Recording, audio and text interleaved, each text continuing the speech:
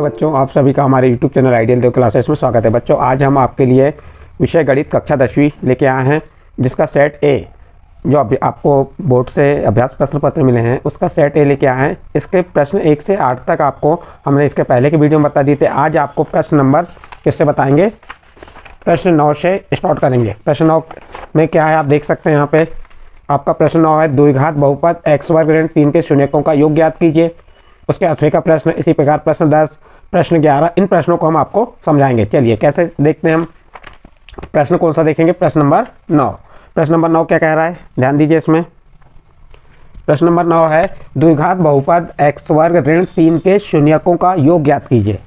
द्विघात बहुपद कौन सा है हमारा, हम हल प्रश्न नंबर 9, द्विघात बहुपद। द्विघात बहुपद क्या है अपना, यहाँ पे x वर्ग ऋण 3 के क्या ज्ञात करना है, के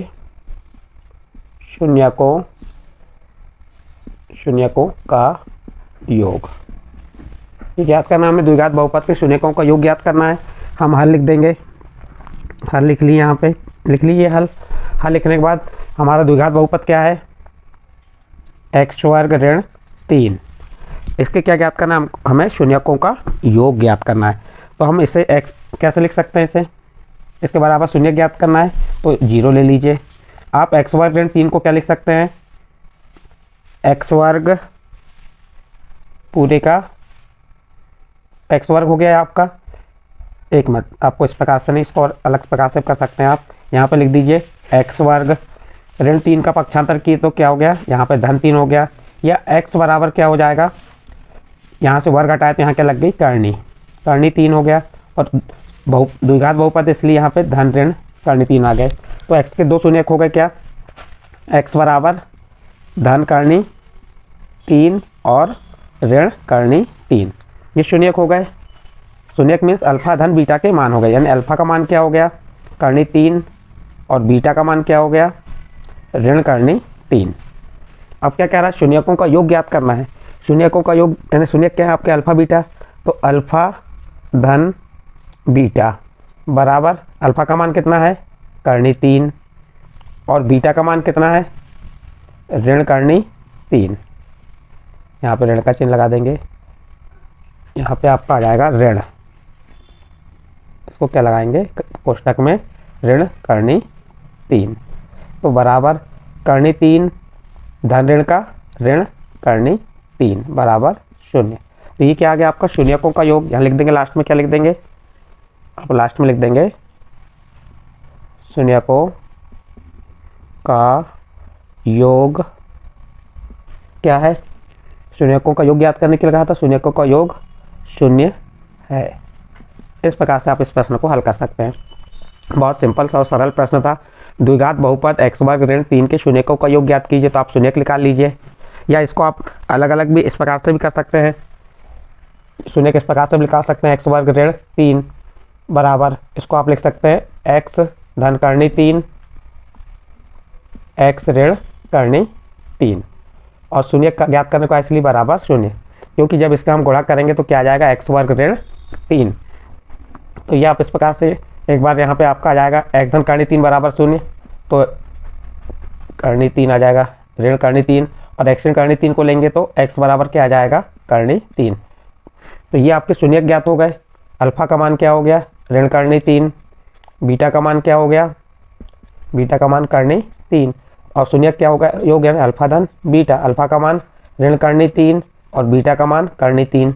ऋण करनी 3 में से धन करनी 3 घटाए तो क्या आ गया, 0। तो ये शून्यकों का योग क्या हो गया, 0 हो गया। तो इस प्रकार से इस प्रश्न को आप हल कर सकते हैं। इस प्रकार आपका प्रश्न नंबर 9 यहाँ पे कंप्लीट होता है। अब इसके 8वें में प्रश्न दिया है। इसके 8वें में क्या प्रश्न दिया है, देखिए पढ़िए, ध्यान दीजिए। दिए गए चित्र में बहुपद px के लिए y बराबर px का ग्राफ नीचे आकृति में दिया है। px के शून्यकों की संख्या कारण सहित बतलाइए। तो आपको यहाँ पे किसकी संख्या बताना है, px के शून्यकों की संख्या बताना है। और ये ग्राफ बना हुआ है, दिख रहा है आपको ग्राफ। तो देखिए हम इसको कैसे करेंगे, ये आपको ग्राफ बना हुआ है, ये दिख रहा होगा। ये कौन सा अक्ष हो गया आपका, y अक्ष, ये y डैश। और ये कौन सा अक्ष हो गया, x अक्ष, यहाँ पे आ जाएगा x। इधर y के धनात्मक मान, इधर x के धनात्मक मान रहेंगे। अब यहाँ पे एक इसके सामने एक रेखा खींची हुई है, ये रेखा दिख रही है। अब ये इसमें प्रश्न में कहा है px के लिए y बराबर px का ग्राफ नीचे आकृति में दिया गया है, तो px के शून्यक संख्या कारण सहित बताइए। अब यहाँ px के शून्यक संख्या क्या होगी, तो यहाँ px के शून्यक संख्या, px के शून्यकों की संख्या क्या हो जाएगी, संख्या शून्य होगी। कितनी होगी, शून्य होगी। अब शून्य क्यों होगी, क्योंकि ये जो हमारी है ये कहीं पे प्रच्छेद नहीं कर रही है, एक्स अक्ष को कहीं पे प्रच्छेद नहीं कर रही है, तो इसलिए शून्यकों संख्या क्या हो जाएगी, शून्य। मान लीजिए ऐसा चल जाता है, ये आपका ये रेखा ऐसी ना होके ऐसी आ जाती, तो यहाँ पे अब कितने अक्ष पे, एक अक्ष, तो इसका शून्यकों संख्या क्या हो जाती है, यहाँ पे एक हो जाती।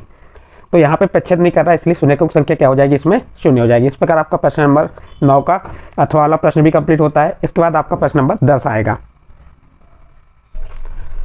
अब प्रश्न 10 देखिए, प्रश्न 10 क्या कह रहा है, पढ़िए यहाँ पे। आफ्ताब अपनी पुत्री से कहता है कि 7 वर्ष पूर्व में तुमसे 7 गुनी आयु थी। देखिए यहाँ क्या कह रहा है, आफ्ताब अपनी पुत्री से कहता है कि 7 वर्ष पूर्व में तुमसे 7 गुनी आयु का था, अब से 3 वर्ष बाद में तुमसे केवल 3 गुनी आयु का रह जाऊंगा। इस स्थिति में बीजगणितीय एवं ग्राफिक रूपों में व्यक्त कीजिए। ये प्रश्न 2 अंक का है, तो इसको वैसे तो काफ़ी बड़ा प्रश्न है ये, लेकिन इसको हम छोटे रूप में कैसे हल करना है आपको बता देते हैं।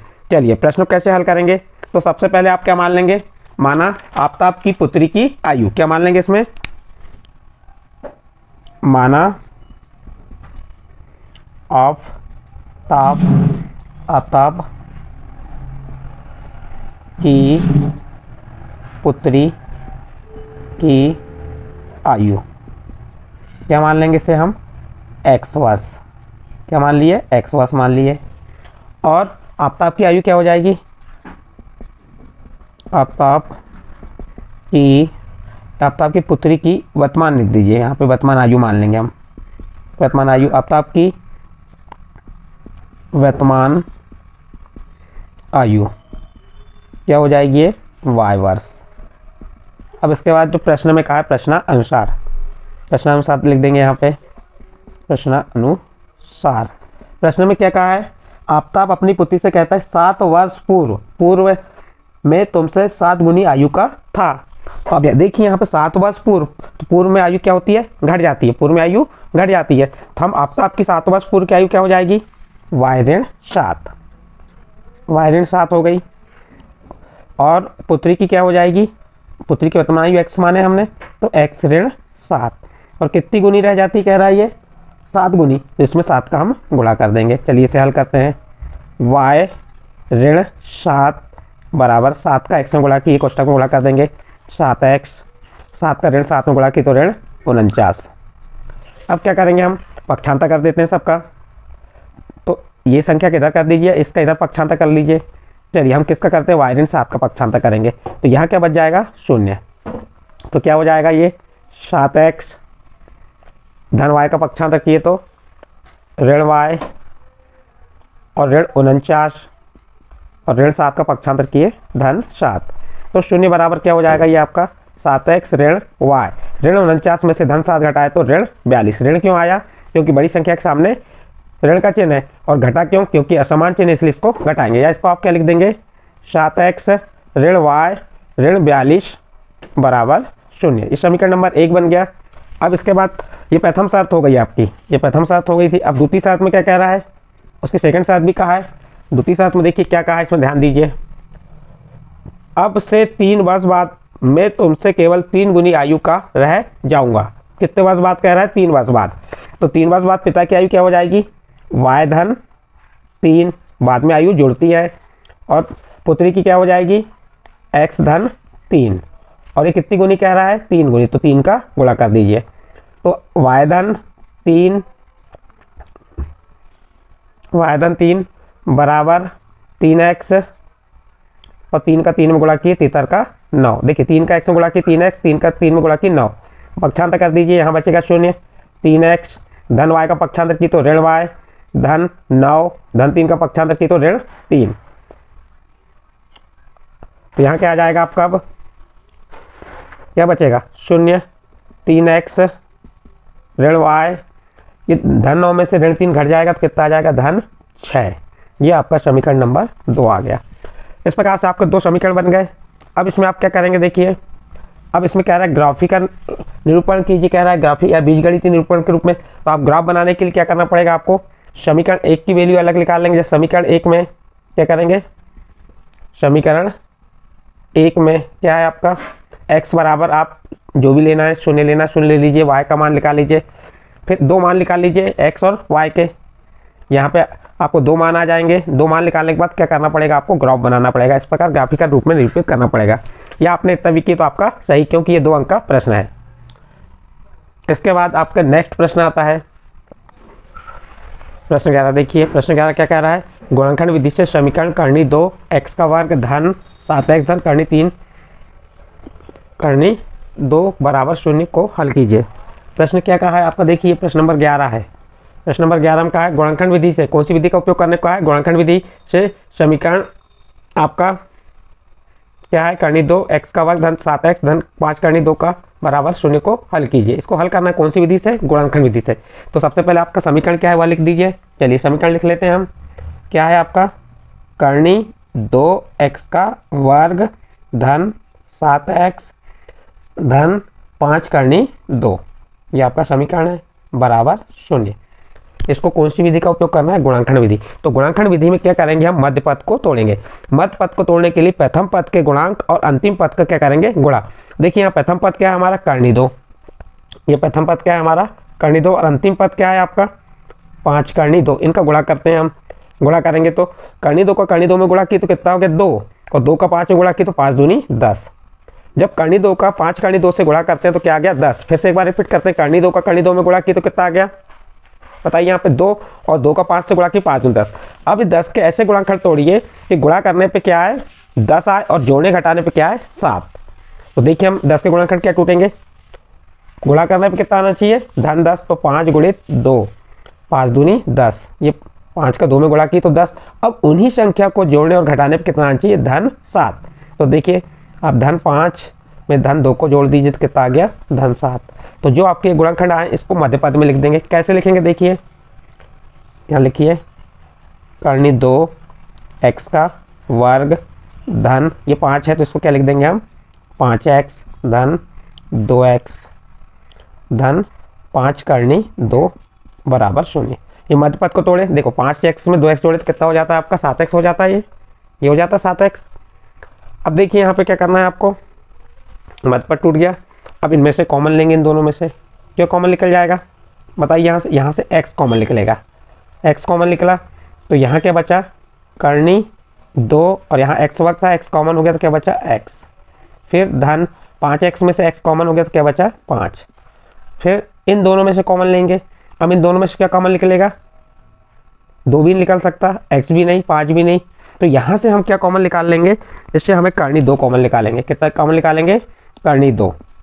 करनी 2 कॉमन हुआ तो अब हम क्या, करनी 2 कॉमन हुआ तो यहाँ क्या बच जाएगा 2x के स्थान पे, करनी 2x धन, यहाँ से करनी 2 कॉमन हुआ तो क्या बचा 5 बराबर 0। अब करनी 2 का अंदर गुणा कीजिए तो ये आ रहा है कि देखते हैं, करनी 2 का करनी 2 में गुणा किए तो क्या हो गया 2x, और करनी 2 का 5 करनी 2 में गुणा करेंगे तो देखिए इनका भाग देना हमें, तो भाग देने गुणा करने पे यही संख्या आना चाहिए। तो अब करनी 2 का किससे गुणा करेंगे 5 में, तो 5 करनी 2 आ जाएगा, ये आ गया आपका। अब यहाँ से कॉमन क्या निकल जाएगा, ये ब्रैकेट के अंदर की संख्या कॉमन निकाल दीजिए। क्या है ब्रैकेट के अंदर की संख्या, ध्यान दीजिए करनी 2 धन 5, ये कॉमन निकाल ली तो अगले ब्रैकेट में क्या बचेगा x धन करनी 2 बराबर 0। एक बार इस ब्रैकेट के साथ 0 को ले लीजिए, करनी 2x धन 5 बराबर 0। तो करनी 2x धन 5 का पक्षांतर की तो ऋण 5, तो x बराबर क्या आ गया ऋण 5 करनी 2, ये करनी 2 भागित में आ गया। तो इस प्रकार से किसका मान आ गया, एक मान आ गया। दूसरा मान निकाल लेंगे, ये x धन करनी 2 बराबर 0, तो x बराबर धन करनी 2 का पक्षांतर की तो ऋण करनी 2। तो ये क्या ज्ञात हो गए आपके क्या ज्ञात करने को कहा था, गुणनखंड विधि से मूल ज्ञात हो गए। ये लिख देंगे, अतः समीकरण के मूल क्या हो गए, अतः समीकरण के मूल ऋण 5 बटे करनी 2 एवं ऋण करनी दो हैं। इस प्रकार से आप इसको हल कर सकते हैं। तो ये आपका गुणनखंड विधि से कैसे हल करना है, इस प्रश्न को आपको हमने यहाँ हल करके बताया। इसके बाद आपको नेक्स्ट आता है अथवे वाला प्रश्न। इसके अथवे का प्रश्न बताएंगे। प्रश्न 11 का अथवा वाला प्रश्न देखिए। अथवा वाला प्रश्न क्या कह रहा है, देखिए यहाँ पे दिया आपका प्रश्न 11 का अथवा प्रश्न। ये आपका प्रश्न 11 है। द्विघात समीकरण 2x का वर्ग धन kx धन 3 बराबर 0 में k का मान ऐसा मान ज्ञात कीजिए कि उसके 2 बराबर मूल हो। तो ये प्रश्न लिखा हुआ है। आपको कौन सा प्रश्न है, प्रश्न 11 का अथवा द्विघात समीकरण 2x वर्ग धन kx धन 3 बराबर 0 में k का ऐसा मान ज्ञात कीजिए कि उसके 2 बराबर मूल हों। तो आपको यहाँ पे किसका मान ज्ञात करना है, k का मान ज्ञात करना है। तो आप हल लिखेंगे, ये आपने हल लिख दी, यहाँ पे हो गया ये हल लिखे।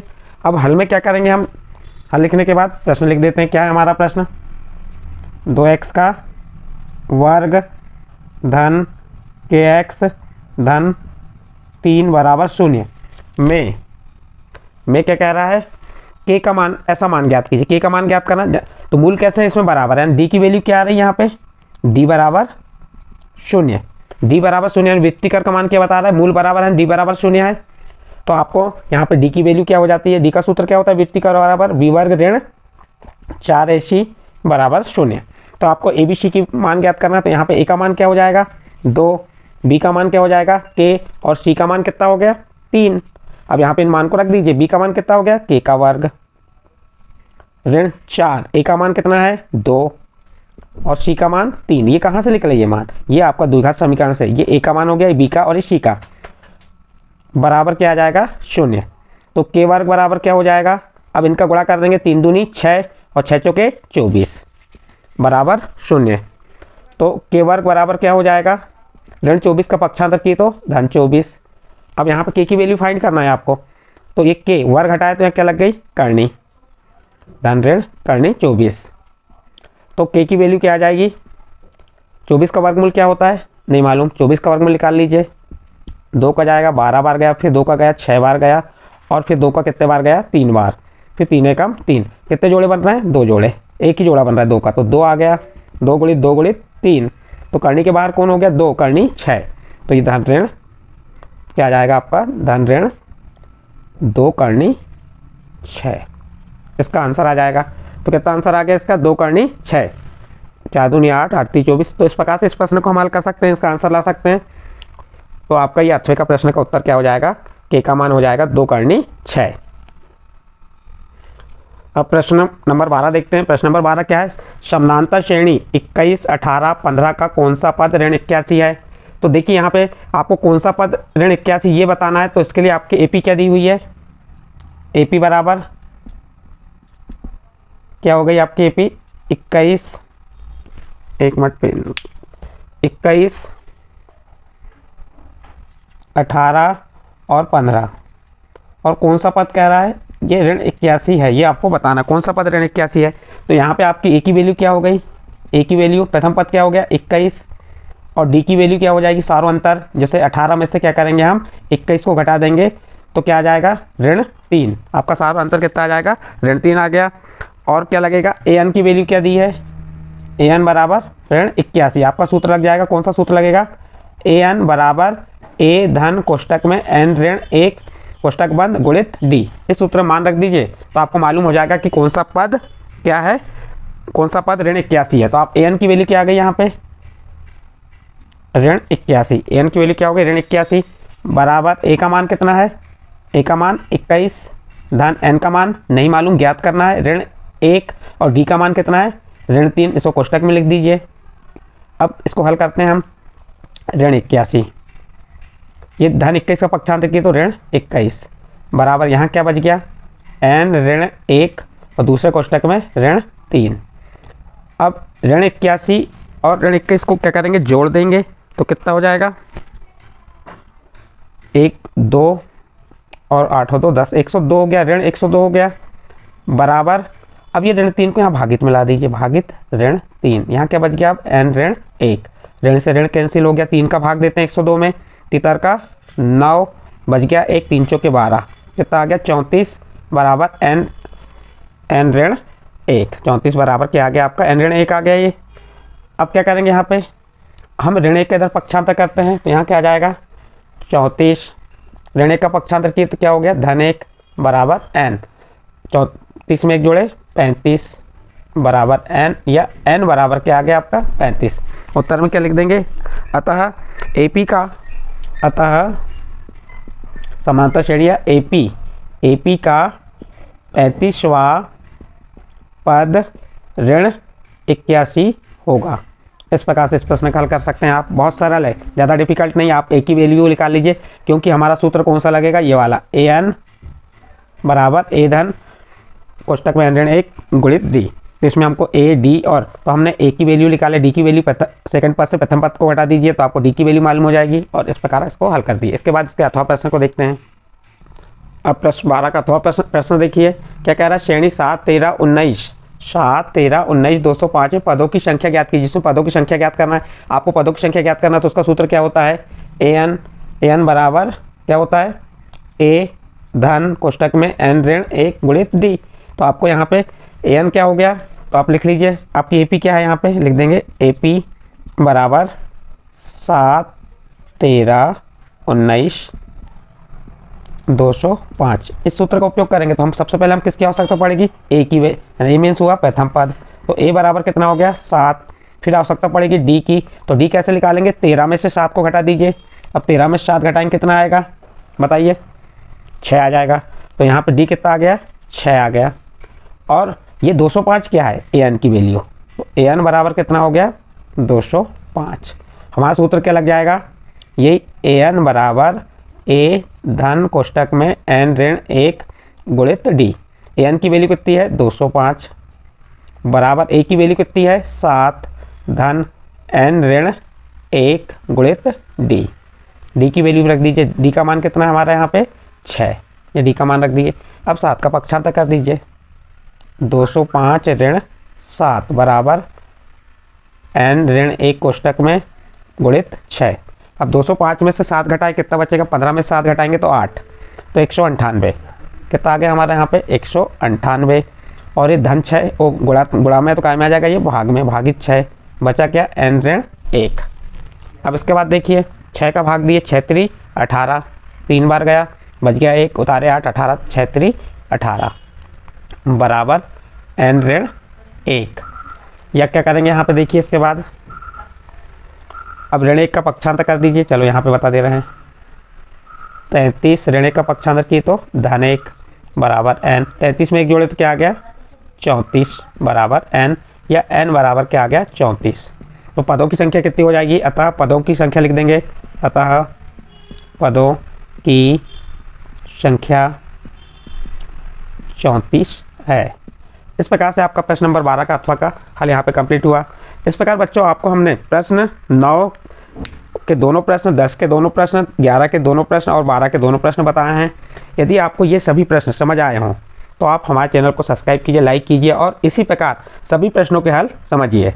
इसके बाद हम 13 से लेके अन्य प्रश्नों को हल करा के बताएंगे। यदि आपको अच्छा लग रहा है तो आप हमारे चैनल आइडियल देव क्लासेस को सब्सक्राइब कीजिए, लाइक कीजिए एवं अन्य ग्रुप में शेयर जरूर कीजिए।